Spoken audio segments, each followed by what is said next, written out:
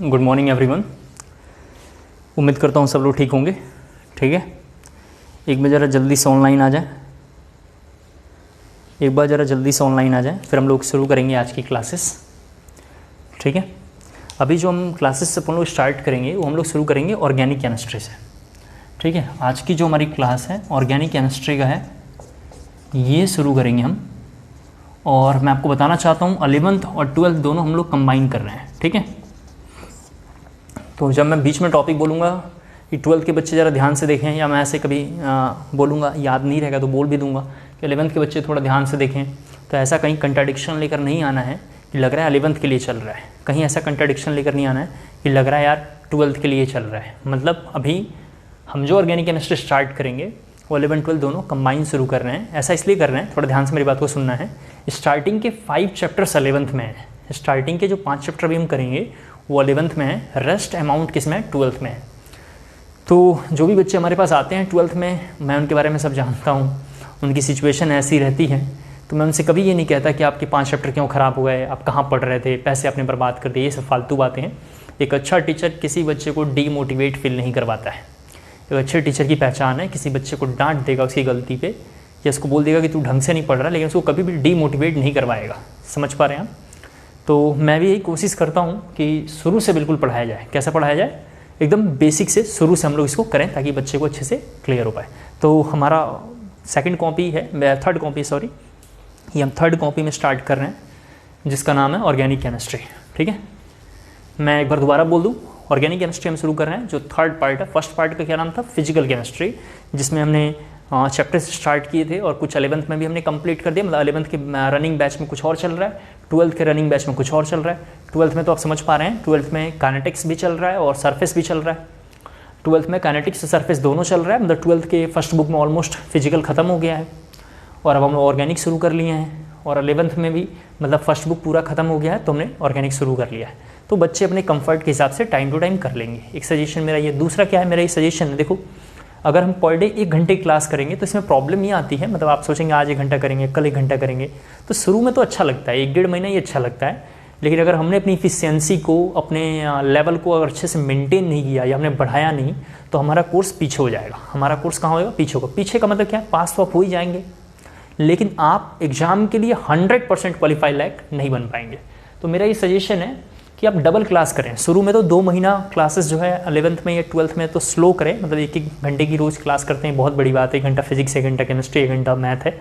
लेकिन उसके बाद मेरा सजेशन है कि पीछे से ऑर्गेनिक भी शुरू कर दें, मतलब शुरू कर दें। या आपको लग रहा है कि आप ऑर्गेनिक करने में आप कंफर्ट फील नहीं कर पा रहे हैं, सिलेबस का बहुत प्रेशर है, अगर आपको ऐसा लग रहा है तो संडे क्लास करें। जैसे मैं पढ़ता हूँ, या इनफैक्ट आपको बताऊँ, मैं पिछले मतलब कुछ सालों में पढ़ता था, तो मैं कैसे करता था, मैं इंपॉर्टेंट जो मेजर सब्जेक्ट है उसको रेगुलर पढ़ता था। जो मेजर सब्जेक्ट है उसको रेगुलर पढ़ता था। जो कुछ सब्जेक्ट ऐसे हैं जो क्वालिफाइंग टाइप के रहते हैं, जिनके पास थोड़े थोड़े नंबर के आते हैं, उसको मैं संडे के दिन कवर करता था। तो मैंने कोर्स को थोड़ा जल्दी किया है। क्लियर हो गया? तो अभी हम लोग शुरू करेंगे ऑर्गेनिक केमिस्ट्री के। एक बार थोड़ा सा चैप्टर क्या क्या है थोड़ा बार हम समझ लेते हैं, फिर मैं पूरा डिटेल में स्टार्ट हम करेंगे आज की क्लास से और देखेंगे क्या हो रहा है यहाँ पे। ठीक है, ऑर्गेनिक केमिस्ट्री से सबसे ज़्यादा क्वेश्चन कहाँ आता है? तो एक बार मैं पहले आपको बता दूँ, बोर्ड में सबसे ज़्यादा क्वेश्चन आएगा इससे। 12th बोर्ड में सबसे ज़्यादा क्वेश्चन आएगा, पहली चीज़। दूसरी इंपॉर्टेंट बात क्या है, इससे जेईई एडवांस में क्वेश्चन आता है और नीट में क्वेश्चन सबसे ज़्यादा आता है। सबसे ज़्यादा क्वेश्चन नीट में, जेईई एडवांस में और बोर्ड में तो सबसे ज़्यादा आता है। तो इसका वेटेज आपको थोड़ा क्लियर हो गया होगा, समझ गए होंगे आप। एक बार जरा मैं मैसेज रीड कर लूँ, 2-3 बच्चों के मैसेज हैं, फिर अपन लोग स्टार्ट करते हैं। ठीक है, वेट करें जरा सा, एक बार देख लूँ मैं।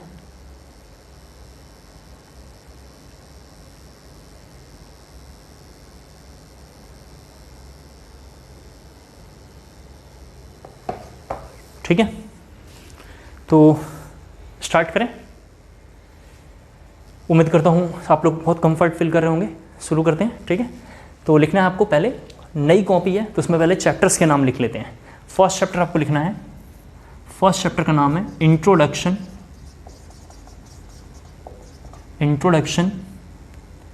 And IUPAC nomenclature. First chapter हमारा ये है। सेकंड चैप्टर लिखेंगे, फर्स्ट चैप्टर के बाद सेकंड चैप्टर लिखेंगे आइसोमेरिज्म। सेकंड चैप्टर है आइसोमेरिज्म। थर्ड चैप्टर का नाम है, आप बढ़िया से नंबरिंग करके लिखना, मैं ऐसे लिख रहा हूँ, जनरल ऑर्गेनिक केमिस्ट्री। अपन लोग आज के बाद इसको बोला करेंगे GOC 1। क्या इसको बोलेंगे?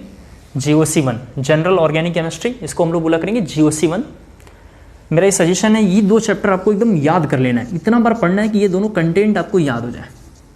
ठीक है, एक बार जरा सुन लें आप। पूरी ऑर्गेनिक केमिस्ट्री जितने भी चैप्टर हैं वो ये दोनों आपको अच्छा कर लेना है। ठीक है, तो थर्ड ये है। फोर्थ चैप्टर जो हम लोग करेंगे इसके बाद, फोर्थ चैप्टर नाम आपको लिखना है structural identification. Structural identification and POC 1 and 2, practical organic chemistry 1 and 2, practical organic chemistry 1 and 2। 5 number chapter जरा मैं थोड़ा यहाँ लिखूंगा। 5 नंबर चैप्टर का नाम है GOC 2। यहाँ लिखा हुआ था GOC 1, यहाँ लिखा हुआ है general organic chemistry 2, general organic chemistry 2। इसका नाम है, एक और इसी का नाम है एसिडिटी बेसिसिटी। एसिडिटी बेसिसिटी इसी का नाम है। ठीक है, ये करना है, acidity and basicity.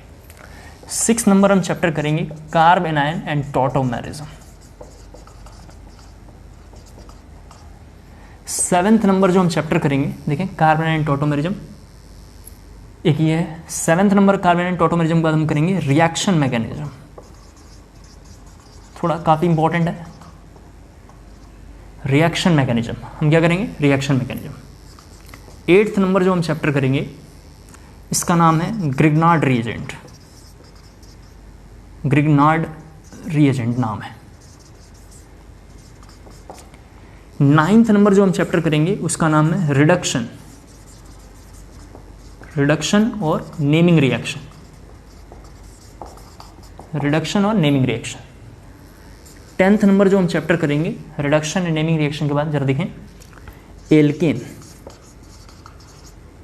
Alkene plus naming reaction.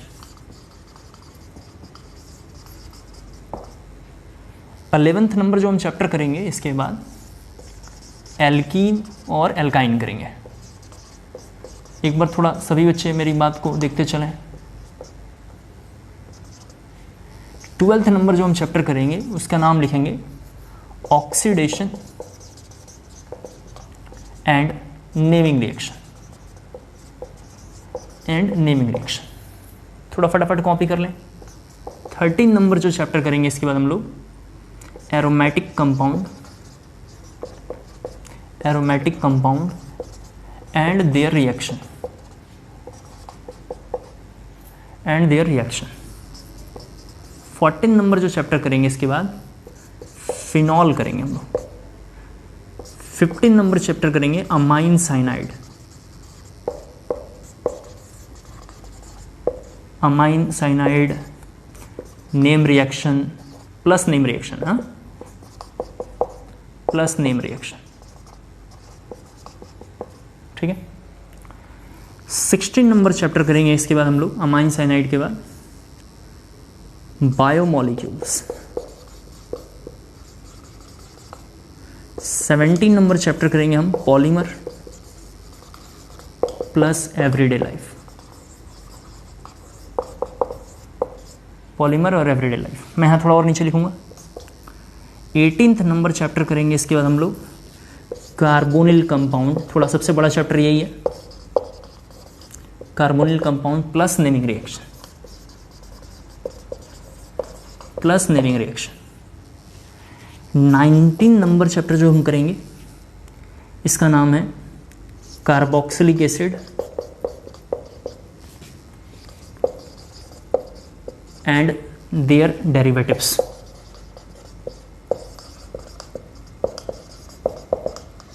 Plus name reaction. इसको जरा कॉपी कर लेंगे, फिर मैं पूरी बात जरा समझाऊंगा, उसको ध्यान से देख लेना। इसको जरा पूरा कॉपी कर लें, मैं कुछ बातों को बोलूंगा उसको जरा सुन लेंगे, जो इंपॉर्टेंट लगे उसको फॉलो कर लेना है आपको। ठीक है।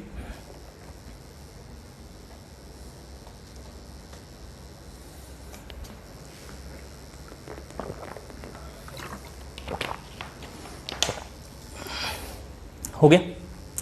थोड़ा मेरी बात को ध्यान से सुनना है, बहुत इंपॉर्टेंट बात बताऊंगा, उसको थोड़ा ध्यान से सुनना है। हमारे कोर्स में थोड़ा इसको कॉपी करते रहना है और जो बातों को बोलता हूँ थोड़ा उसको ध्यान से सुनना है। हमारे कोर्स में सबसे ज़्यादा ऑर्गेनिक का वेटेज बोर्ड में है, जेई एडवांस में है और नीट में है। पहले बात मैंने आपको समझा दिया। दूसरी बात, जब हम 11th की एनसीईआरटी खोलते हैं, थोड़ा मेरी बात ध्यान सुनेंगे, तो फिजिकल फर्स्ट बुक में पूरा है, फिर इनऑर्गेनिक स्टार्ट होता है और 11th में ऑर्गेनिक इतने से पेज में लिखा हुआ है, आप तो जानते हैं, पिद्दी सा छोटा सा लिखा हुआ है। और फर्स्ट चैप्टर का नाम है organic chemistry basic principle and techniques, second chapter का नाम है हाइड्रोकार्बन और थर्ड चैप्टर का नाम है एनवायरमेंटल केमिस्ट्री। बस वहीं पे कहानी खत्म हो जाती है। टीचर आता है 11th का, इन तीनों को भगा भगा के पढ़ाता है, मैटर खत्म कर देता है, बच्चे अपने घर, टीचर अपने घर।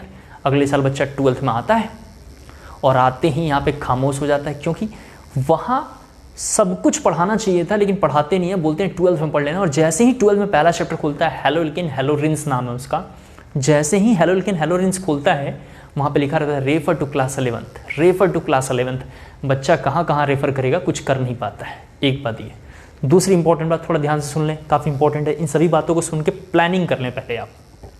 12th में फर्स्ट चैप्टर का नाम है हेलोल्किन हेलोरिन्स, सेकंड चैप्टर का नाम है अल्कोहल फिनॉल ईथर, थर्ड का नाम है एल्डिहाइड कीटोन एसिड, फोर्थ का नाम है वहाँ पे अमाइन साइनाइड, 5 नंबर का नाम है बायोमोलिक्यूल्स और 6 नंबर एक चैप्टर है जिसका नाम पॉलीमर और लास्ट है everyday life. Once again I repeat, 12th का फर्स्ट चैप्टर नाम है हेलोल्किन हेलोरिन्स, सेकंड चैप्टर का नाम है अल्कोहल फिनॉल ईथर, थर्ड का नाम है एल्डिहाइड कीटोन एसिड, फोर्थ का नाम है अमाइन साइनाइड।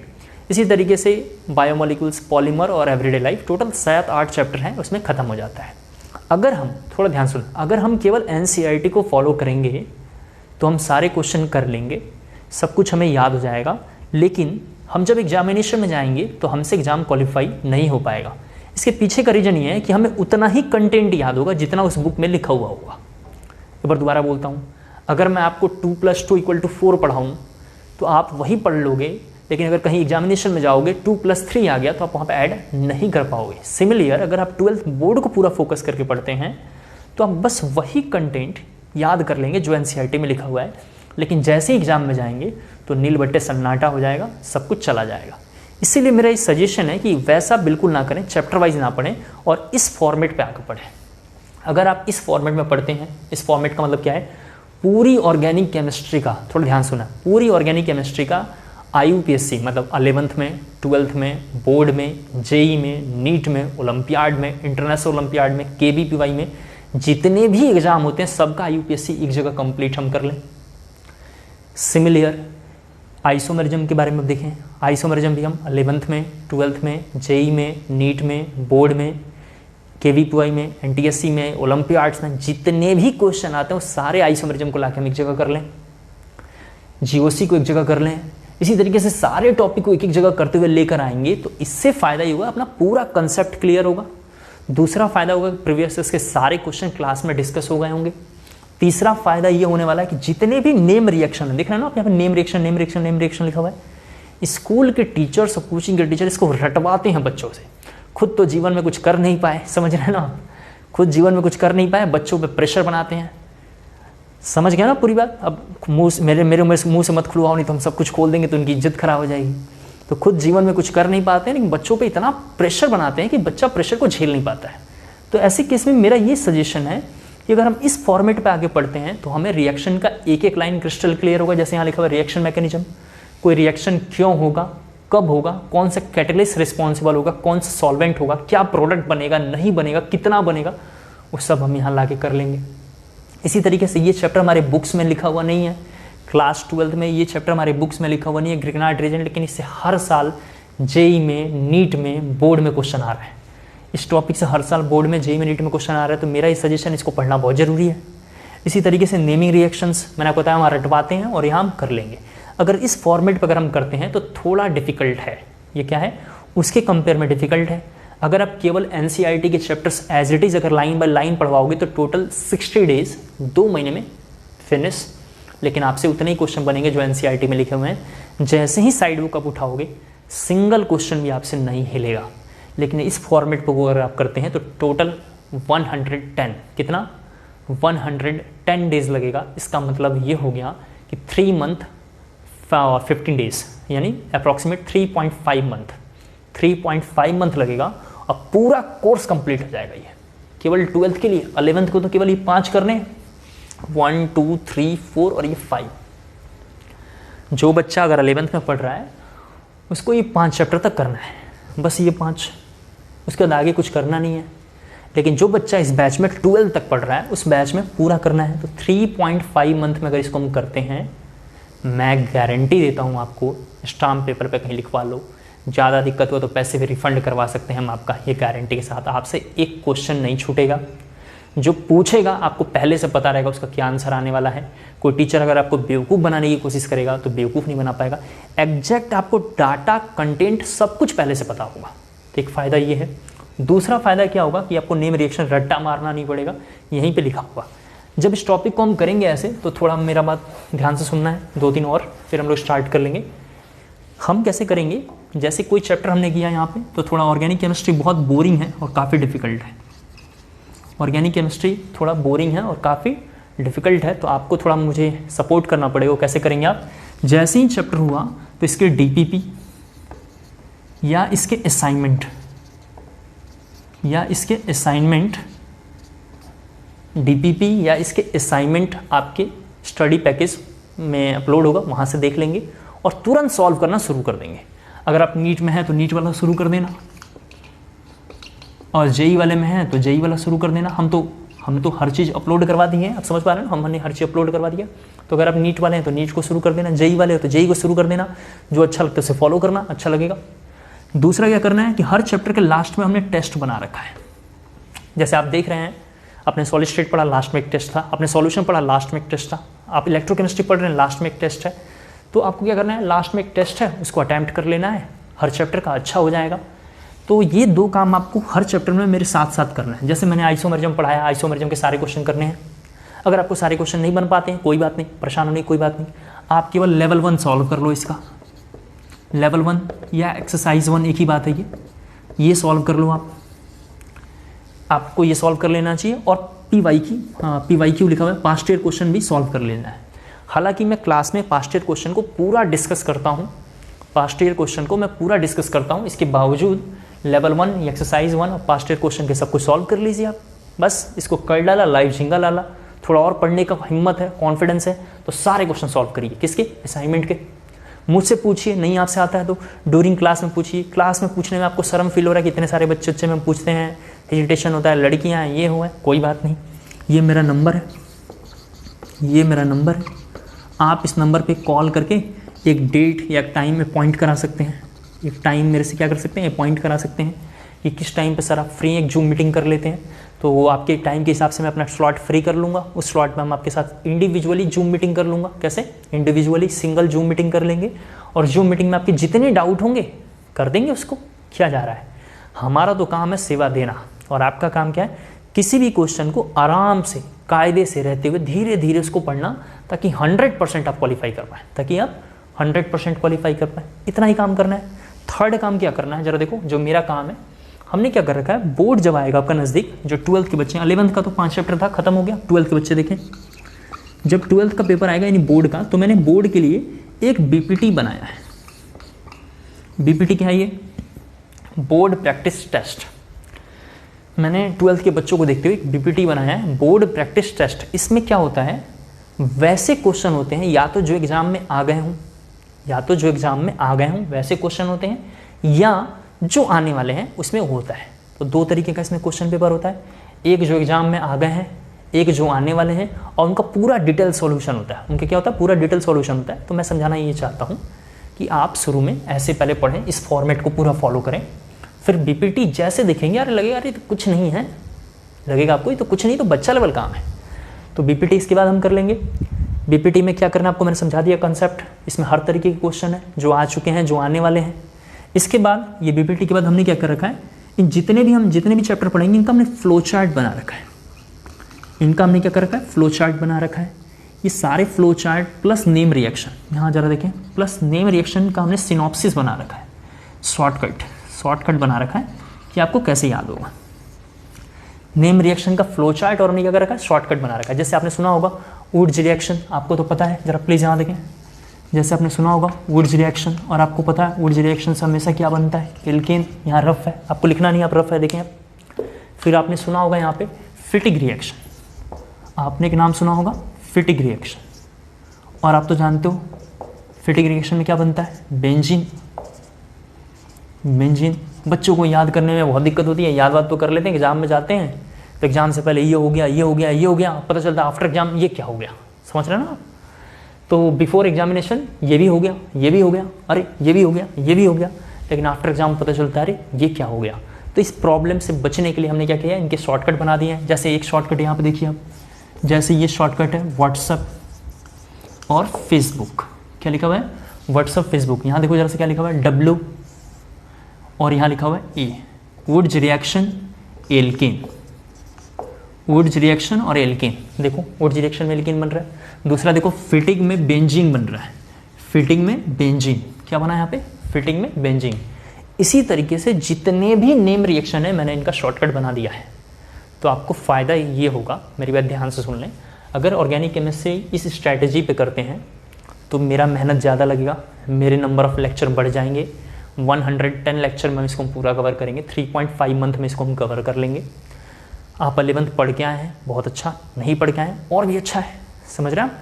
खाली बोतल में पानी भरना ईजी होता है, हाफ भरे हुए में क्या होता है, थोड़ा बहुत मेहनत लगता है, समझ रहे हैं ना। कहते हैं कि जो आधी गगरी होती है वो छलकती हुई जाती है। तो मेरा कंसेप्ट भी यही कहना है कि आपके भेजे में कुछ नहीं है, बहुत अच्छा, पढ़ के आए हैं, ठीक ही है। तो इस तरीके से हम करेंगे। दूसरा पूरा जब इसको कर लेंगे, आपको साथ साथ में DP भी असाइनमेंट ट्राई करना है, कोई भी जो इनमें से अच्छा लगे ट्राई करना है। टेस्ट हर चैप्टर के लास्ट में है, सेल्फ इवेलुएट कर लीजिए कि आपका औकात कितना है। लगता है गलती ज़्यादा हो रही है, सर से मिल गए, यानी हमारे नंबर मैंने अभी थोड़ी देर पहले लिखा था, उस पर फ़ोन करिए, सर ये डाउट है कैसे होगा बताइए, क्वेश्चन करिए, एक एक करके मैं कर दूंगा। दूसरा मैंने आपसे बताया कि BPT हम लास्ट में करेंगे, कब करेंगे, नवंबर दिसंबर के आसपास में हम करेंगे। क्यों करेंगे, जनवरी के आसपास में हमारा प्री बोर्ड्स के हम तैयारी में रहते हैं, तो जब वहाँ आगे करेंगे तो डाटा हमें याद रहेगा। अभी कर लेंगे 6 महीने बाद हम भूल जाएंगे, समझ रहा। ह्यूमन का तो नेचर है भूलना, आज की डेट में भूलने के लिए बहुत सारी बीमारी है, व्हाट्सअप है, फेसबुक है, गर्लफ्रेंड है, घर वाले भी पैसे देते हैं, घर वाले प्रेशर बनाते हैं, इतना सारा मेंटल प्रेशर है कि बच्चा डाटा याद नहीं कर पाता है। ऊपर से जियो ने नेट फ्री कर दिया है तो बच्चे थोड़ा सा और बिगड़ गए हैं। तो आप समझ पा रहे हैं, इसको हम लोग थोड़ा लास्ट के आसपास में करेंगे, एग्जामिनेशन से 3 मंथ पहले इसको हम तैयार करेंगे। इनके लिए फ्लो चार्ट क्या है, जो भी यहाँ पे मैं आपको पढ़ाऊँगा इन सभी का फ्लो चार्ट मैंने इनको PDF बना रखा है। ये सारा PDF आपके कहाँ पे, जो कोर्स परचेस आपने किया है, जिसका जो भी अमाउंट है, जो कोर्स आपने परचेस किया हुआ उस कोर्स के ऊपर हम अपलोड करवा देंगे, वहाँ से आप डाउनलोड करिए। फ्लो चार्ट किसका किसका, फिजिकल केमिस्ट्री का अलग है, ऑर्गेनिक केमिस्ट्री का अलग है, इनऑर्गेनिक केमिस्ट्री का अलग है, चैप्टर वाइज फ्लो चार्ट है। कैसे है, चैप्टर वाइज फ्लो चार्ट है, वो आराम से फ्लो चार्ट आपको डाउनलोड करना है, ऐसे बस उलट उलट के देख लेना है। एग्जामिनेशन से पहले जाएंगे, 3-4 क्वेश्चन तो फ्लो चार्ट से डायरेक्ट आते हैं। मैंने हर साल देखा है 3-4 क्वेश्चन डायरेक्ट आते हैं। इस साल मैंने देखा था 25 क्वेश्चन थे, आप जानते हैं 25 क्वेश्चन मतलब 30 क्वेश्चन था, जिसमें से 25 अटैम्प्ट करना था। 25 में मैंने देखा है कि 18 क्वेश्चन आसपास क्लास नोट से आए हुए थे। पिछले साल भी कोई क्लास नोट्स आए थे, उसके पिछले साल आए थे। 2014 में मैंने एक बैच में पढ़ाया था, वहाँ से 14 क्वेश्चन, पहले 30 क्वेश्चन आया करता था JEE में, इसमें शायद आपको याद हो, तो 14 क्वेश्चन हूबहू क्लास नोट्स आए थे। तो मेरे को आकाश की ओर से बेस्ट टीचर अवार्ड मिला था। फिर हम एलन में जब मैं पढ़ाता था, एलन में भी क्लास नोट्स आया है, FIITSE में पढ़ाया तो वहाँ भी क्लास नोट्स आता था। तो इस बात की मैं श्योरिटी देता हूँ आपको, 100% आपको कॉन्फिडेंस में लेके बोलता हूँ मैं, क्लास नोट से क्वेश्चन आएगा। तो क्लास नोट्स को तैयार करिए, नहीं आएगा आप मेरे को बोलना, फी हम रिफंड कर देंगे। बहुत बड़ी बात बोल रहा हूँ आपको, लेकिन 100% आएगा। लेकिन अगर आता है तो आप मुझे क्या देंगे, ये जरा आप सोच लीजिए। तो 100% आएगा। मुझे बस आपसे एक ही हेल्प चाहिए, जो आपको मतलब ये समझिए गुरु दक्षिणा कर लीजिए, आराम से वीडियो देखिए, अच्छा लगता है, जितने फ्रेंड हैं, जितने रिलेटिव हैं, सबको शेयर करिए, उनको बोलिए कि अच्छे टीचर हैं, आप पढ़िए, बुरा टीचर हूँ मेरे बारे में बिल्कुल बुराई करिए, अच्छा लगता है सबको बताइए। ठीक है, शुरू करते हैं। तो ये हमारा पूरा बैकग्राउंड हो गया। तो अभी हमारा कैसे बैच चल रहा है, शुरू में 5 चैप्टर तक 11th और 12th दोनों कंबाइन चल रहा है।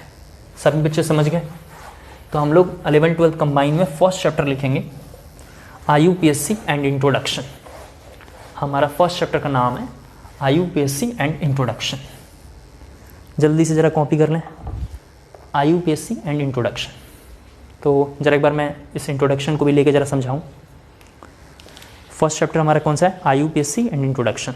देखें, 5-10 मिनट मेरी बात को थोड़ा ध्यान से सुनना है, फिर थोड़ा कंसेप्ट आपका दिमाग में बनने लगेगा, फिर हम स्टार्ट करेंगे। जब आप फिजिकल केमिस्ट्री अपने पढ़ना स्टार्ट किया होगा या आप पढ़ते हैं तो उसके फिजिकल केमिस्ट्री के लास्ट आते आते इनऑर्गेनिक स्टार्ट हो जाता है। और इनऑर्गेनिक में 11th क्लास में एक चैप्टर है हाइड्रोजन, फिर है एस ब्लॉक और पी ब्लॉक। आपको तो पता है, यहाँ देखते चलेंगे। अगर हम पी ब्लॉक के बारे में बात करें तो पी ब्लॉक यहाँ रहता है, यहाँ अच्छे से देखो। पी ब्लॉक में टोटल 6 ब्लॉक होता है। कितना ब्लॉक होता है? 6 ब्लॉक। यहाँ पे बोरॉन, यहाँ पे कार्बन होता है, यहाँ पे नाइट्रोजन, यहाँ पे ऑक्सीजन, यहाँ पे फ्लोरीन और यहाँ पे नियोन रहता है। आप तो जानते हैं, मैं समझाना चाहता था, ये जो कार्बन है इसका नाम इनऑर्गेनिक केमिस्ट्री में कार्बन फैमिली है। इसका इनऑर्गेनिक केमिस्ट्री में क्या नाम है? कार्बन फैमिली है।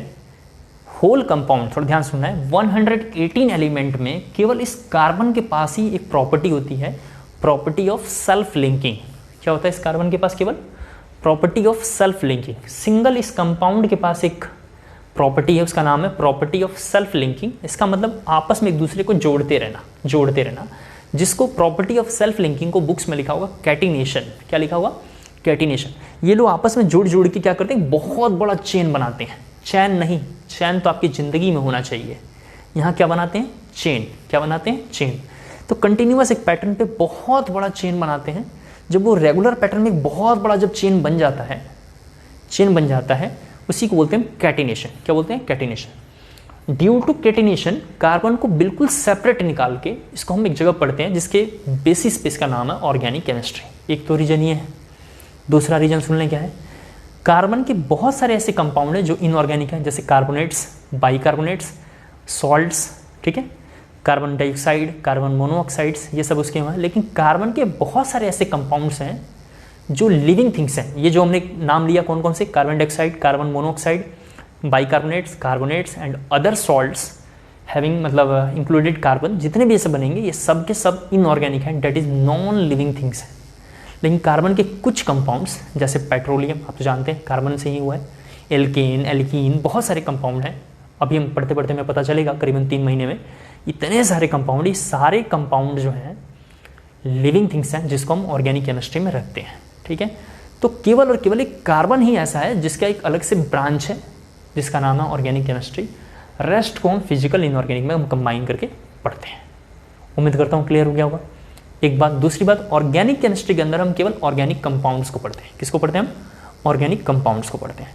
तो हमारी हेडिंग है, फर्स्ट चैप्टर का नाम है इंट्रोडक्शन एंड IUPAC नोमेनक्लेचर। तो अभी हम 2-3 लेक्चर इंट्रोडक्शन देखेंगे, फिर हम स्टार्ट करेंगे IUPAC नोमेनक्लेचर। ओके, तो शुरू करते हैं। आज लिखेंगे ऑर्गेनिक कंपाउंड्स। डेफिनेशन लिखना है आपको।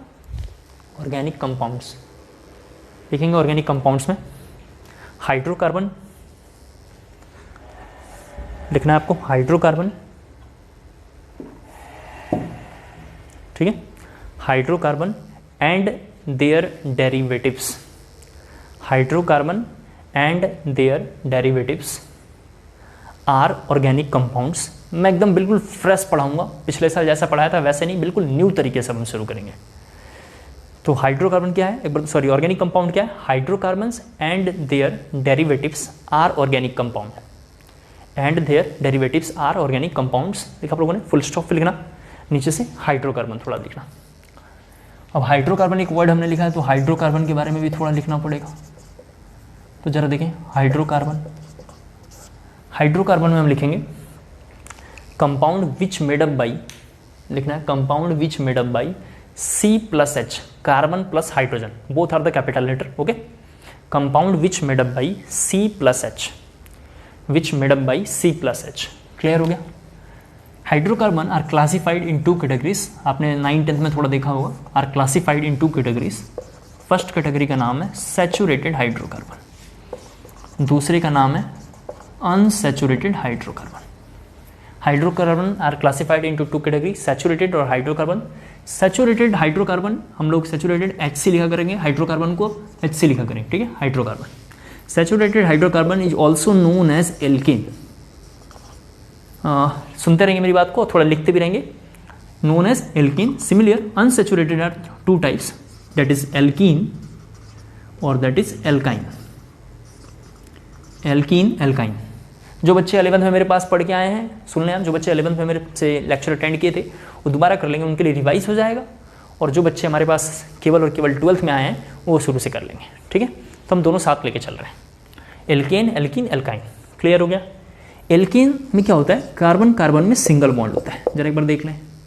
एल्कीन में क्या होता है, कार्बन कार्बन में डबल बॉन्ड होता है। या तो आप डबल बॉन्ड ऐसे लगा लो, डबल बॉन्ड ऐसे लिख लो, कोई प्रॉब्लम नहीं है। डबल बॉन्ड आप ऐसे भी लिख सकते थे, जरा देख लो, आप ऐसे भी लिख सकते हो। डबल बॉन्ड आप कहीं से भी लिख सकते हो, आप समझ पा रहे हैं ना, ऐसा भी लिख सकते हो, कोई प्रॉब्लम नहीं है। डबल बॉन्ड ऐसा भी लिख सकते हो, इसको एल्कीन बोलना है। और ट्रिपल बॉन्ड का क्या नाम है, एल्काइन। वंस अगेन एक बार रिपीट कर रहा हूँ मैं। Hydrocarbon, compound which made up by C+H, that is hydrocarbon. Hydrocarbon are classified in two categories: saturated Hc, unsaturated Hc. Saturated hydrocarbon known as alkene and unsaturated known as alkene and alkyne.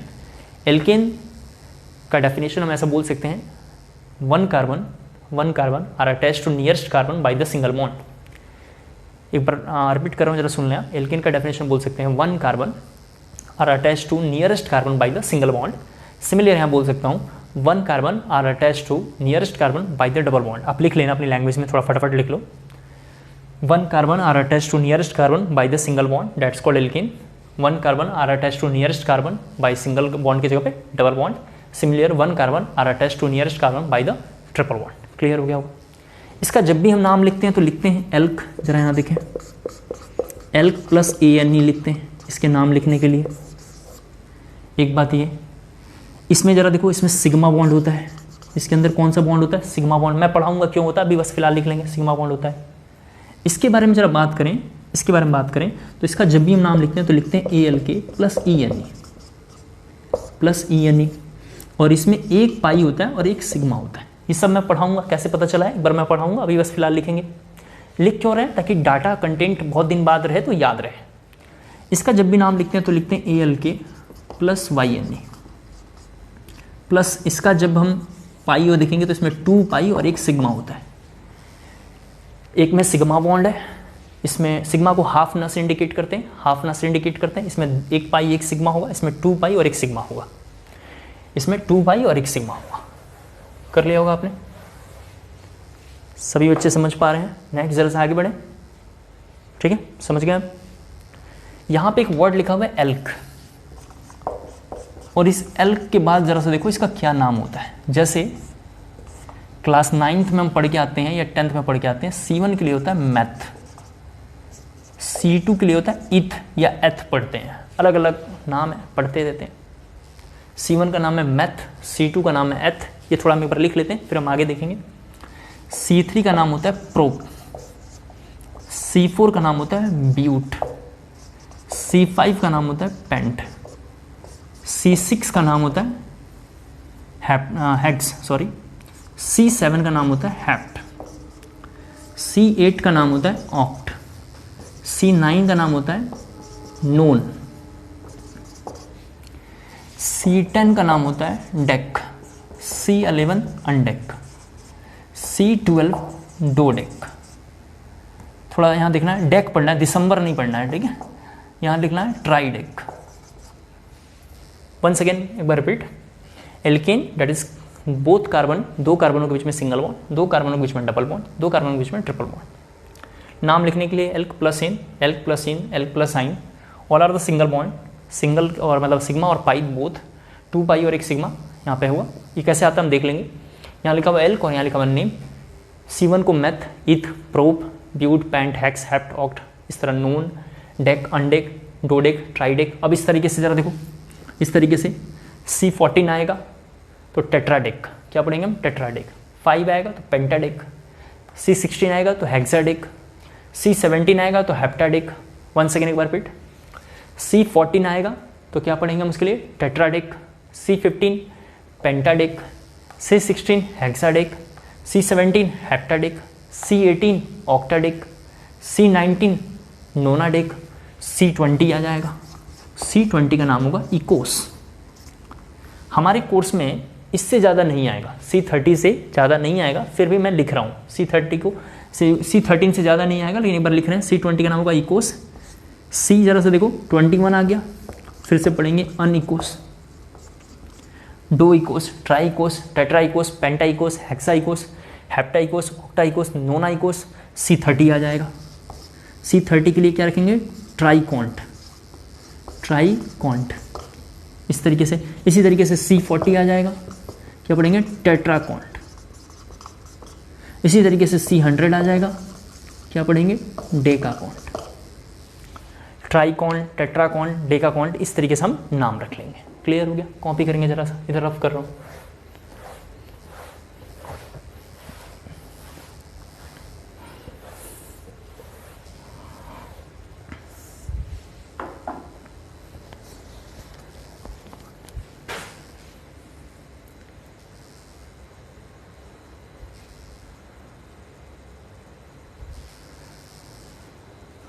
ठीक है, सही चल रहा है। Next हमारी heading है, इसके बाद लिखेंगे रिप्रेजेंटेशन ऑफ ऑर्गेनिक कंपाउंड्स। इसके बाद हमारी हेडिंग है representation of organic compounds. Repeat कर रहा हूँ, इसे रफ कर रहा हूँ। हमारी हेडिंग है रिप्रेजेंटेशन ऑफ ऑर्गेनिक कंपाउंड्स। लिखेंगे इसमें रिप्रेजेंटेशन ऑफ ऑर्गेनिक कंपाउंड्स में लिखेंगे organic compounds represented by different formula. लिखेंगे organic compounds are represented by different formula. Organic compounds are represented by different formula. First लिखेंगे मॉलिक्यूलर फॉर्मूला, जिसको आज से हम लोग बोला करेंगे MF।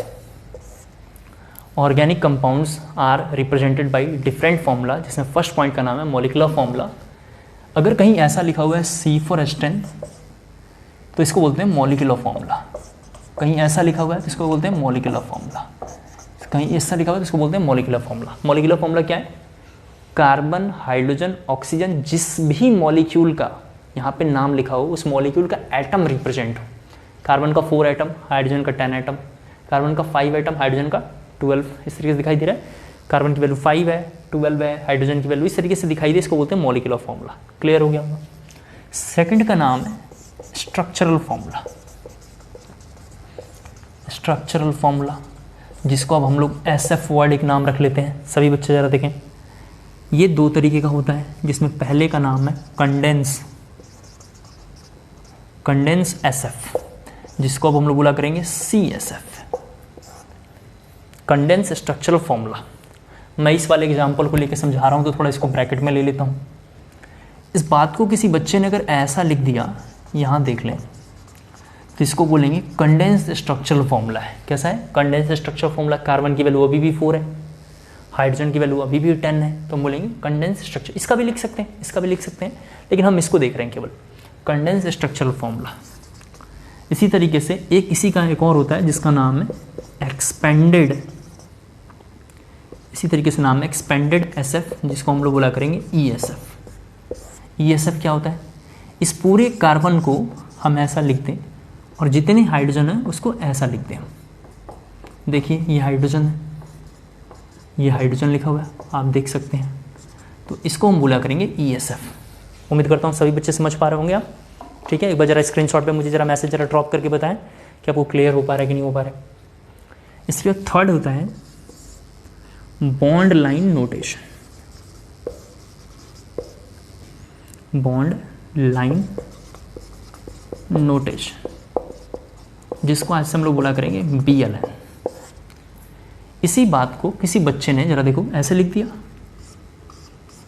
जरा देखो, तो इसको भी हम बोलेंगे ब्यूटेन। इसका नाम ब्यूटेन है। ये भी यही लिखा हुआ है। कैसे लिखा हुआ है? जहाँ जहाँ फोल्ड हुआ है उसको कार्बन लेना है। जहाँ जहाँ फोल्ड हुआ है उसको क्या लेना है? कार्बन लेना है। देखिए यहाँ फोल्ड हुआ था, यहाँ फोल्ड हुआ है, यहाँ फोल्ड हुआ है, यहाँ फोल्ड हुआ है। जहाँ जहाँ फोल्ड होगा कार्बन लेना है। और एक कार्बन की मैक्सिमम 4 वैलेंसी होती है, तो यहाँ 1 2 3 4 ध्यान से देखना है। यहाँ 1 2 3 4, इसके पास देखो 4 वैलेंसी 1 2 तो है, 3 और 4। कार्बन की मैक्सिमम वैलेंसी कितनी होगी? 4। तो यहाँ 1 बॉन्ड तो बना रखा है 2 3 4, यहाँ 1 और 2 बना रखा है 3 4, यहाँ पे 2 बना हुआ है, ये 3 और 4, यहाँ पे 1 बना रखा है 2 3 और 4। यहाँ देख लें 1 2 3 4 1 2 3 4। जब हम ध्यान से देखेंगे तो ये जो स्ट्रक्चर यहाँ ड्रॉ हुआ है, आप थोड़ा इस बात को ध्यान से देखिए, ये स्ट्रक्चर यही ड्रॉ हुआ है, ये वाला देख रहे हैं आप। समझ पा रहे हो ना? ये वाला स्ट्रक्चर ये वाला है, इसको ऐसा लिख दिया है। इसको ऐसा सर क्यों लिखा आपने? टाइम को सेव करने के लिए। सिमिलर किसी बच्चे ने इसको ऐसा लिख दिया तो भी ये सही लिखा हुआ है, क्योंकि इसमें 4 फोल्ड हुआ है, देख सकते हैं कार्बन 4 है। इसी बात को मैं समझाना चाह रहा हूँ, कोई बच्चा अगर ऐसे लिख देगा तो इसमें भी कार्बन की वैल्यू 4 है, आप देख लो यहाँ पे। किसी बच्चे ने सेम कंटेंट को अगर ऐसा लिख दिया तो भी इसमें कार्बन की वैल्यू 4 है। ये सब सेम है, सब ये सेम है। किसी बच्चे ने इसको ऐसे लिख दिया तो गलत है, किसी बच्चे ने इसको ऐसे कर दिया तो भी गलत है, क्योंकि इसमें कार्बन की वैल्यू केवल 3 है, 1 2 3। इसमें कार्बन की वैल्यू 2 है, एक यहाँ पे है और एक यहाँ पे है। फोल्ड को कार्बन मानना है, क्या करना है? फोल्ड को कार्बन। देखो यहाँ पे 1 2 3 4 1 2 3 4 1 2 3 4 1 2 3 4, जहाँ जहाँ फोल्ड होगा उसको क्या मान के चलना है? कार्बन। उसको क्या मानना है?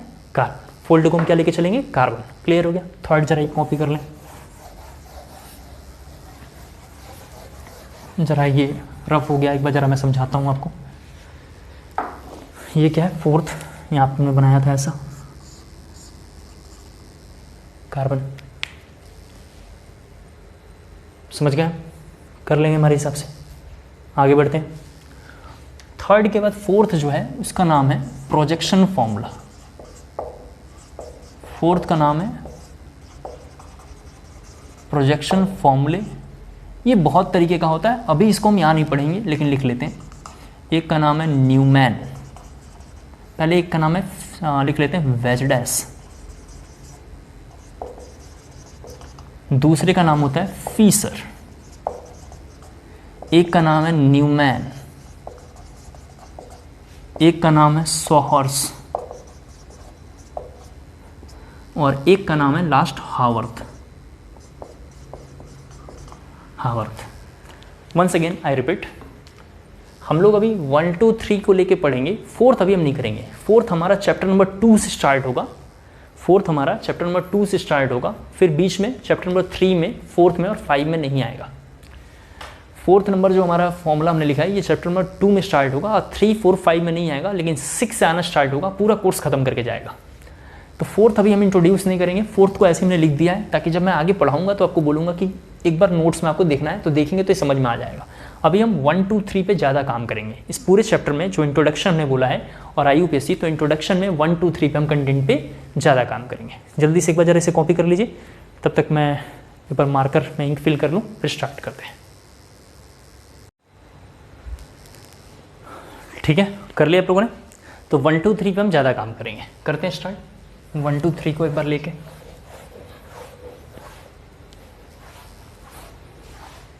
देखिए, अगर मैं थोड़ा कुछ एग्जांपल्स लिखूं तो मुझे लगता है आप समझा पाएंगे मुझे, मतलब मैं जो समझाना चाहता हूं, तो मैं ज़रा एक बार बताता हूं मैं क्या कहना चाह रहा हूं आपसे। जैसे अगर मैं यहाँ पे कुछ BLN लिखूं, BLN मतलब बॉन्ड लाइन नोटेशन है, तो आप इसका CSF तो लिख ही दोगे। कुछ एग्जाम्पल अगर मैं BLN का कराऊं तो आप CSF तो कर ही दोगे। जैसे एग्जाम्पल एक बच्चे का देखो यहाँ पे, ये जैसे है, इसका BLN है, इसका CSF लिखना है, तो ये क्या लिखा हुआ है? CS3 और CS3। कैसे पता चला ये होगा? देखो यहाँ पे 2 कार्बन है, तो ये 2 कार्बन बना लेंगे और एक कार्बन की 4 वैलेंसी होती है, तो एक इधर है। पीछे कौन होना चाहिए? 3 होना चाहिए, तो पीछे अपनी मर्जी से 3 हाइड्रोजन हम लगा लेंगे, और इधर भी एक है तो 3 पीछे हाइड्रोजन लगा लेंगे, तो यही बना। सर 3 हाइड्रोजन आपने क्यों लगाया? टेट्रा वैलेंसी को सेटिस्फाई करने के लिए। क्या किया हमने? टेट्रा वैलेंसी को सेटिस्फाई करने के लिए। जैसे एक मैं और समझाता हूँ, ऐसा देखिए, अब इसका लिखना है तो सबसे पहले 3 कार्बन बनाएंगे, 1 2 3। यहाँ देखिए, इस कार्बन की 4 वैलेंसी, तो 1 बॉन्ड तो इधर है, लाइन को बॉन्ड पढ़ना है, एक लाइन को एक बॉन्ड है, तो पीछे कितना लेना है? 3 हाइड्रोजन। बीच वाले ने 2 बॉन्ड बनाया है, मतलब 2 हाइड्रोजन, और लास्ट वाले के लिए हम बोलेंगे 3 हाइड्रोजन। ऐसे करना है, उम्मीद करता हूँ कर लेंगे आप। चलो डाउट आ रहा है एक बार दोबारा देखो, इसको हम ऐसा लिख सकते हैं क्या? इसकी देखो 3 हाइड्रोजन ऐसा लगा सकते हैं क्या? इसके 2 हाइड्रोजन ऐसे लगा सकते हैं क्या? और इसके 3 हाइड्रोजन ऐसे लगा सकते हैं। इसका टेट्रा वैलेंसी देखिए 1 2 3 4, इसके लिए देखो 1 2 3 4, 1 2 3 और 4 इसके लिए, तो इसको ऐसा लिखना है, बस ऐसे ही करना है। एक और बताता हूँ पहले, फिर आप लोग मुझे करके बताना। इसका देखो कैसे करेंगे। सबसे पहले एक कार्बन बीच में, आगे पीछे नीचे ऊपर ऐसे करके 4 कार्बन लगा देंगे। 4 कार्बन ऐसे लगा हुआ है, देख लो। और एक कार्बन की 4 वैलेंसी, बीच वाले की तो 4 वैलेंसी कंप्लीट है। लाइन का मतलब वैलेंसी, ठीक है। पीछे का यहाँ पे 3, यहाँ पे क्या करेंगे 3, यहाँ पे क्या करेंगे 3, यहाँ पे क्या करेंगे 3। इतनी बातें अगर समझ में आया तो जल्दी से जरा यस मैसेज ड्रॉप करो, मैं 10 बार एग्जाम्पल लिखूँगा, फटाफट आपको बताना है। बहुत बढ़िया, ऐसे ही बताना है। चलो देखो यहाँ पे फटाफट आ जाओ। ये लिखा हुआ है कमिंग एग्जाम्पल, CSF लिखना, मैं मतलब इधर साइड में लिखना है, इधर साइड में ही लिख रहा हुआ है कंटेंट। यहाँ जाओ, एक चलो स्वास्तिक बना लेते हैं, बड़ा शुभ होता है तो स्वास्तिक हमने बना लिया। एक इस तरीके का ग्रुप है, देखो यहाँ पे नाम अभी हम देख नहीं रहे हैं, अभी तो हम सीख रहे हैं कैसे बनाना है। आपको नाम वाम अभी ट्राई नहीं करना है, अभी तो स्ट्रक्चर चल रहा है, तो ज़रा सा ये कॉपी करना है जल्दी से, फटाफट कॉपी करेंगे सभी बच्चे इसको। ठीक है, थोड़ा और इसको बड़ा कर देता हूँ। ठीक है, इधर साइड में CSF लिखना है, मेरे पास तो बोर्ड है तो मैं ऐसा लिख रहा हूँ, कोई आपत्ति नहीं आना चाहिए आपको। नेक्स्ट जरा सा एग्जाम्पल देखो, ऐसा लिखा हुआ है, आ जाए नेक्स्ट एग्जाम्पल। एक जरा मैं ये समझाता हूँ, देखो ये क्या लिखा हुआ है, ये लिखा हुआ है कार्बन में डबल बॉन्ड। क्या लिखा हुआ है, कार्बन में डबल बॉन्ड। डबल बॉन्ड हो जाएगा तो पीछे कितनी की हाइड्रोजन की कमी 2, इधर कितना 2। क्लियर हो गया, कर लेंगे। एक ये भी समझाता हूँ, कार्बन में डबल बॉन्ड, फिर कार्बन में सिंगल बॉन्ड, तो इस कार्बन की 2 वैलेंसी इधर और ये 4, इसने 3 बॉन्ड बना लिया, 2 इधर और 1 बॉन्ड इधर, तो ये 4 वैलेंसी, 2 बॉन्ड इधर, 1 बॉन्ड इधर, 1 4 वैलेंसी। आपको अगर हाइड्रोजन लिखने में दिक्कत समझ में नहीं आ रहा तो ये देखो 1 2 3 4, तो इसी हाइड्रोजन को हमने ऐसे लिख दिया था और अगले वाले में CH3 लिखेंगे। इसी तरीके से मैं 3-4 एग्जाम्पल जरा लिख रहा हूँ जिसको आपको बताना है, कॉपी करेंगे जरा जल्दी जल्दी। इधर रफ कर रहा हूँ,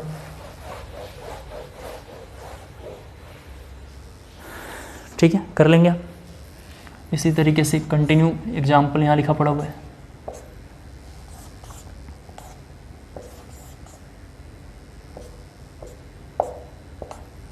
जल्दी जल्दी कॉपी करेंगे सभी बच्चे, देखें। ठीक है, ये रफ कर रहा हूँ, इधर वाला तो कंटेंट पूरा हो गया। ये तो देख लो एक बार जल्दी से, कॉपी कर लिया आप लोगों ने। चलो एक ये लिखा हुआ है, बताओ, एक ये लिखा हुआ है, आ जाओ यहाँ। एक ये लिखा हुआ है, यहाँ देखें, ये क्या लिखा हुआ है, कार्बन में ट्रिपल बॉन्ड, फिर इधर कौन होगा हाइड्रोजन, इधर कौन होगा हाइड्रोजन। बहुत बढ़िया, बिल्कुल सही आंसर, 2 बच्चों ने बिल्कुल सही बोला था। अच्छा चलो ये लिखा हुआ है, दूसरा एग्जाम्पल देखो, ये जरा देखो क्या लिखा हुआ है, एक कार्बन ट्रिपल बॉन्ड और एक इधर कार्बन है और एक इधर कार्बन है। थोड़ा यहाँ देखना है, 2 कार्बन ट्रिपल बॉन्ड का मतलब यहाँ ट्रिपल बॉन्ड है, कहाँ पे है, यहाँ ट्रिपल बॉन्ड है, यहाँ ट्रिपल बॉन्ड हम लगा लेंगे तो पीछे भी कार्बन है, यहाँ कार्बन है। ये थोड़ा एग्जाम्पल ध्यान रखना, बड़ा इंपॉर्टेंट है। बीच में ट्रिपल बॉन्ड है, मतलब इनके बीच में है। अब ये 4 वैलेंसी इसकी हो गई, इसकी देखो 4 वैलेंसी, 3 बॉन्ड और एक ये 4, इसका 3 बॉन्ड और एक ये 4। चलो यहाँ पे देखो जरा सा H2, और इसको क्या लिखेंगे H2, तो गलत, यहाँ पे CH3 और यहाँ पे क्या होगा CH3। क्लियर हो गया। फटाफट जरा मुझे 2-3 एग्जाम्पल जरा बताएंगे, सभी बच्चे जरा स्क्रीन पे देखें, 2-3 एग्जाम्पल बताएंगे। अगला ये लिखा हुआ है, इसका मतलब क्या है, अब ट्रिपल बॉन्ड यहाँ पे है, समझ पा रहे हैं आप, एक कार्बन पीछे, क्लियर हो पा रहा होगा। चलो 1-2 एग्जाम्पल थोड़ा और देखो, सभी बच्चे जरा कॉपी करें। ये एग्जाम्पल है, और एग्जाम्पल लिखने की कोशिश करूँगा थोड़ा मैं, जब तक मुझे लगेगा नहीं कि आप में कॉन्फिडेंस आ गया तब तक मैं 2-3 एग्जाम्पल और लिखूँगा। कब तक लगेगा कॉन्फिडेंस नहीं आया है, ये तो पढ़ाते पढ़ाते पता चलता है। कॉपी करेंगे इस एग्जाम्पल्स को, इतने एग्जाम्पल में तो समझ ही जाएंगे। एक बार ज़रा मैं मैसेज पढ़ लूँ आपको, बिल्कुल सही है, बिल्कुल सही है आप लोगों ने, बहुत बढ़िया, बिल्कुल सही आंसर है। बस यही सब करना है यार, और क्या करना है, इतना आसान काम है, मुश्किल वैसे कुछ नहीं होता, बस बच्चे पढ़ते नहीं है ना दिल लगा के, इसलिए थोड़ा मुश्किल लगता है। ठीक है, कर लेंगे, आगे करें थोड़ा सा। देखिए कार्बन में सिंगल बॉन्ड लेके ही चलना है। थोड़ा इंपॉर्टेंट बात बस एक ये है कि जहाँ पे टेट्रा वैलेंसी फुलफिल करना है तो जितना बॉन्ड कम होगा, यानी जितनी लाइन कम होगी उतना हाइड्रोजन वहाँ लगा देना है। आई होप मैं समझा पा रहा हूँ। नेक्स्ट हेडिंग लिखेंगे इसके बाद, थोड़ा सा हम लिखना है आपको, रफ कर रहा हूँ इधर, लिखना है आपको अगली हेडिंग हाइब्रिडाइजेशन, इसको रफ कर रहा हूँ, हाइब्रिडाइजेशन। ये घर से कर लेना है, ठीक है, किसी में डाउट होगा तो मुझसे पूछेंगे, मैं बता दूंगा। नेक्स्ट हमारी हेडिंग है हाइब्रिडाइजेशन। चलो यहाँ आ जाओ। हाइब्रिडाइजेशन में देखो जरा सा क्या होता है, पहले जरा से यहाँ समझ लो एक दो कंसेप्ट। अगर कार्बन में सिंगल बॉन्ड लिखा हुआ हो ऐसा, तो यहाँ पे थोड़ा लिखना है आपको सिंगल बॉन्ड में, यहाँ लिखना है ऑल सिंगल बॉन्ड्स, लिखेंगे थोड़ा, all single bonds are sigma bond, all single bonds are sigma bond, ये लिखना है। सेकंड लिखना है आपको डबल है, जरा यहाँ पे देखो प्लीज़, जरा यहाँ देखेंगे सभी बच्चे, जरा बोर्ड पे देखें, यहाँ पे ऑल सिंगल बॉन्ड्स है सिग्मा, तो टोटल सिग्मा यहाँ जरा देखो कितना है, sigma sigma sigma sigma sigma, मैं यहाँ पे जरा बना रहा हूँ, देखो sigma sigma sigma sigma sigma sigma और सिग्मा, सब कैसे हैं, सिग्मा है। डबल बॉन्ड आएगा तो देखो क्या है, सिग्मा सिग्मा सिग्मा सिग्मा। लेकिन डबल बॉन्ड में थोड़ा ध्यान से देखना है, डबल बॉन्ड में सभी बच्चे जरा बोर्ड पे देखेंगे, डबल बॉन्ड में एक पाई और एक सिग्मा होता है। डबल बॉन्ड में क्या होगा, जैसे नीचे वाले को पाई ले लेते हैं तो ऊपर वाला क्या होगा, ऊपर वाला सिग्मा होगा, ऊपर वाला क्या होगा, सिग्मा होगा। तो लिखना है डबल बॉन्ड में, यहाँ लिखना है 1 पाई प्लस 1 सिग्मा, क्या लिखेंगे, 1 पाई प्लस 1 सिग्मा। और थर्ड आता है ट्रिपल बॉन्ड, थर्ड आता है ट्रिपल बॉन्ड, ये हमने बनाया है ट्रिपल बॉन्ड, देख लीजिए आप यहाँ पे। तो सिंगल बॉन्ड तो सिग्मा होगा, लेकिन ट्रिपल बॉन्ड में थोड़ा यहाँ ध्यान से देखना है, 2 पाई होगा प्लस 1 सिग्मा होगा। सिंगल बॉन्ड में लिखना all single bonds are sigma bond, यहाँ पे लिखना है 2 पाई प्लस 1 सिग्मा, यहाँ लिखना है सॉरी 1 पाई 1 सिग्मा है, यहाँ लिखना है 2 पाई और 1 सिग्मा। क्लियर हो गया। अब जरा हाइब्रिडाइजेशन को भी समझते हैं एक बार, थोड़ा सा पहले जरा देखो एक बार, आज थोड़ा इसको हम लोग इंट्रोड्यूस कर लेंगे हाइब्रिडाइजेशन का, ताकि हमें क्लियर हो। हाइब्रिडाइजेशन थोड़ा सा ध्यान से देखना है आपको, बड़ा इंपॉर्टेंट है। हमारे पास 2-3 तरीके के कंपाउंड हैं। एक कंपाउंड का नाम है आयनिक बॉन्ड या आयनिक कंपाउंड, एक कंपाउंड का नाम है कोवैलेंट कंपाउंड, या इसी का नाम है कोऑर्डिनेट कंपाउंड। ये दोनों सेम होता है, ये दोनों सेम है, ये दोनों सेम है, ठीक है। बॉन्डिंग में हमने देख रखा है। आपको ध्यान रखना है कि आयनिक बॉन्ड का, आज से ध्यान रखना है कि हाइब्रिडाइजेशन नहीं होगा। आज से आपको ध्यान रखना है कि आयनिक बॉन्ड का हाइब्रिडाइजेशन नहीं होगा। किसका होगा, कोऑर्डिनेट बॉन्ड का हाइब्रिडाइजेशन होगा। किसका होगा, कोऑर्डिनेट का या कोवैलेंट का। अब थोड़ा कोवैलेंट को भी पूरा डिटेल में पढ़ते हैं एक बार हम लोग। अगर हम कोवैलेंट के बारे में जरा हम बात करें, स्क्रीन पे देखें एक बार, अगर कोवैलेंट के बारे में भी हम पूरा डिटेल में बात करें तो 2 तरीके से हमारे पास एटम है कोवैलेंट कंपाउंड में। जरा यहाँ देखो, 2 तरीके का एटम है। एक एटम का नाम है SA और एक का नाम है CA। SA का मतलब होता है सराउंडिंग एटम, मैं ये सब बताऊंगा क्या होता है, अभी तो बस फिलहाल कॉपी करना है। और CA का मतलब होता है सेंट्रल एटम, CA का मतलब है सेंट्रल एटम, CA का मतलब है central atom. Once again I repeat, all single bonds are sigma bond, double bond में 1 पाई 1 सिग्मा, ट्रिपल बॉन्ड में 2 पाई और sigma, rest all are single bond that is sigma bond. यहाँ देखेंगे hybridisation ionic compound का नहीं होगा, covalent coordinate का होता है। कोवैलेंट कंपाउंड में 2 तरीके के एटम होते हैं, एक सराउंडिंग एटम, एक सेंट्रल एटम। अब ध्यान रखना, सराउंडिंग एटम का हाइब्रिडाइजेशन नहीं होगा, सेंट्रल एटम का होगा। किसका हाइब्रिडाइजेशन होगा, सेंट्रल एटम का। हर साल बोर्ड में और नीट के एग्जामिनेशन में यहाँ से क्वेश्चन आता है, दोबारा सुन लें आप, हर साल बोर्ड में और नीट के एग्जामिनेशन में इस टॉपिक से क्वेश्चन आता है। किस टॉपिक से, हाइब्रिडाइजेशन से क्वेश्चन आता है। इसका मतलब इसकी इंपॉर्टेंस थोड़ी ज़्यादा है, इसका मतलब इसको पढ़ना बहुत ज़रूरी है। क्लियर हो गया। अब जरा मैं सेंट्रल और सराउंडिंग जरा एक बार समझाऊँ। हर साल बोर्ड में इस टॉपिक से, मतलब समझ पा रहे होंगे, और नीट में क्वेश्चन आ रहा है, इसलिए इसकी इंपॉर्टेंस थोड़ी ज़्यादा है। अब सेंट्रल एटम और सराउंडिंग एटम के बारे में जरा देखो। सेंट्रल एटम के बारे में, सेंट्रल एटम की पहचान क्या है, जरा सा देखें, इसकी आइडेंटिफिकेशन। सभी बच्चे जरा देखेंगे एक बार, इसकी आइडेंटिफिकेशन क्या होती है, आप इसको कैसे पहचान पाएंगे। तो इसकी आइडेंटिफिकेशन ये होता है, ये जहाँ भी होगा इकलौता होगा, जहाँ भी होगा इकलौता होगा, तो हम क्या बोलेंगे, सिंगल एटम। दूसरा जरा प्लीज़ यहाँ देखें, मैक्सिमम बॉन्ड बनाएगा, मैक्सिमम बॉन्ड फॉर्म्ड। थर्ड जरा सा प्लीज़ यहाँ देखें, मैक्सिमम कोवैलेंसी होगी, कोवैलेंसी होगी। 5 नंबर जरा देखें, इसकी एटॉमिक साइज बहुत ज़्यादा होगी। इसके बाद जरा सा देखें, लेस इलेक्ट्रोनेगेटिविटी होगा, लेस इलेक्ट्रोनेगेटिविटी होगा। सेंट्रल एटम की पहचान ये है कि सिंगल एटम होगा, इकलौता वारिस होगा, मैक्सिमम बॉन्ड बनाएगा, मैक्सिमम कोवैलेंसी होगी, साइज उसका बड़ा होगा, लेस इलेक्ट्रोनेगेटिविटी होगी। जैसे एग्जांपल है, एग्जांपल भी देखो यहाँ S3PO4 स्ट्रक्चर ड्रॉ करूँगा, सभी बच्चे ज़रा देखें यहाँ पे, ये लिखा हुआ है इस तरीके का।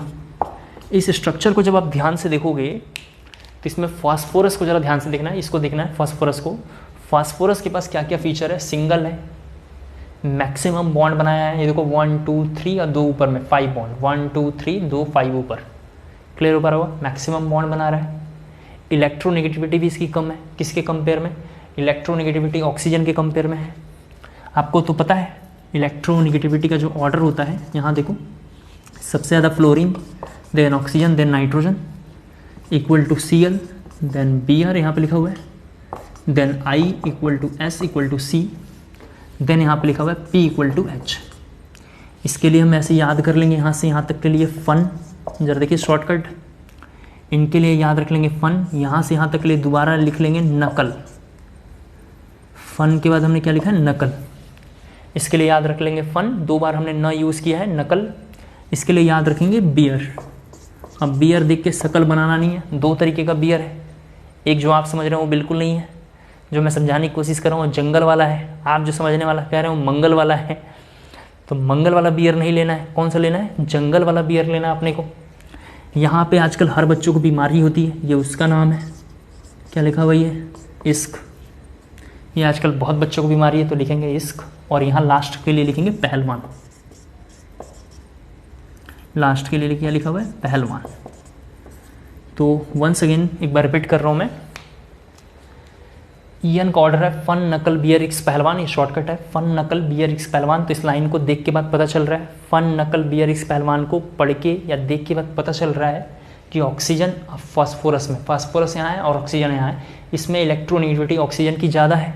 दूसरी बात, साइज़ फास्फोरस का ज़्यादा होगा, आप तो जानते हैं साइज़ के बारे में कि फास्फोरस के पास जो वैलेंसी होती है 285, और ऑक्सीजन की जो वैलेंसी होगी वो कितना होगा, 2 और 6।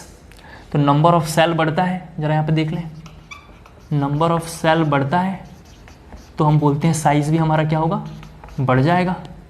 नंबर ऑफ सेल बढ़ेगा तो साइज़ बढ़ेगा, यहाँ पे लिख देता हूँ, नंबर ऑफ सेल इंक्रीजेस तो साइज़ की वैल्यू भी क्या होगा, इंक्रीज़ करेगा। यहाँ पे 2 सेल है और यहाँ पे आप देख लो कितना सेल है, 3 सेल है।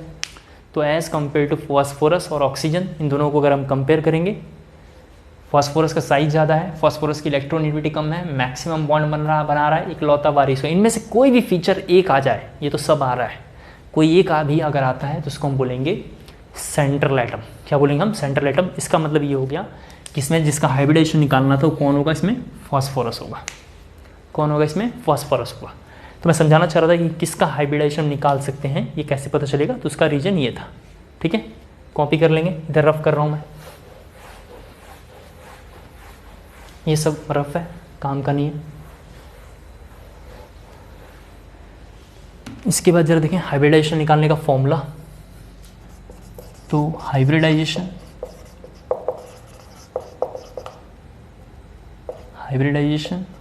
या इसको आज हम लोग बोला करेंगे स्टेरिक नंबर। स्टेरिक नंबर ये एक ही बात है, इक्वल टू होता है total number of sigma bond plus total number of lone pair, यहाँ लिखा हुआ है। वंस अगेन एक बार रिपीट कर रहा हूँ, हाइब्रिडाइजेशन निकालने का फॉर्मूला आज से है, या स्टेरिक नंबर हाइब्रिडाइजेशन को हम बोलते हैं, दोनों बातें सेम लिखी हुई हैं।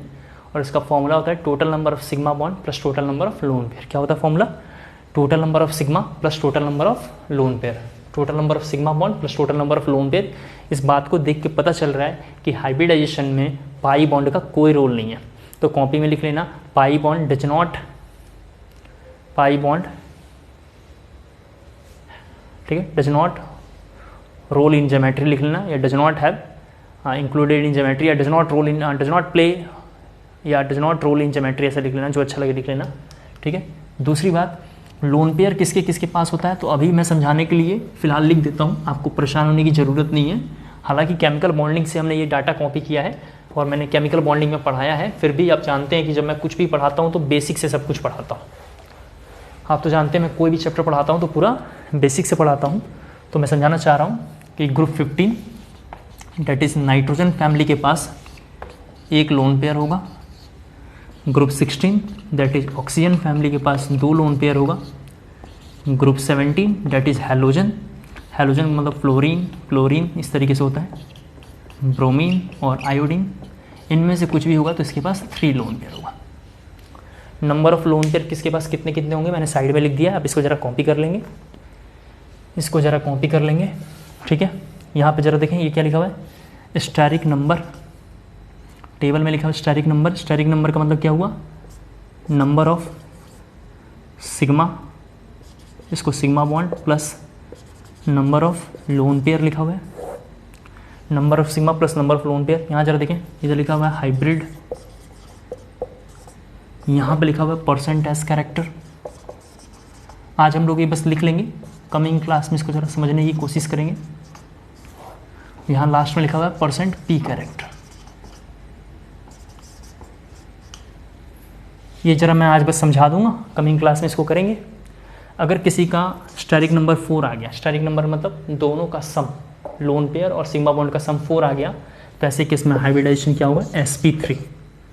क्या होगा, sp3। ये सब कहाँ से आया, कैसे आया, सब बॉन्डिंग में आता है, लेकिन हमें यहाँ पे तो पूरा डिटेल में पढ़ना नहीं, हमें तो यहाँ बस कैलकुलेशन सीखना है कि ये हुआ, बहुत अच्छी बात है, कैसे हुआ ये देखना बस थोड़ा मोड़ा। तो यहाँ पे क्या आएगा, sp3।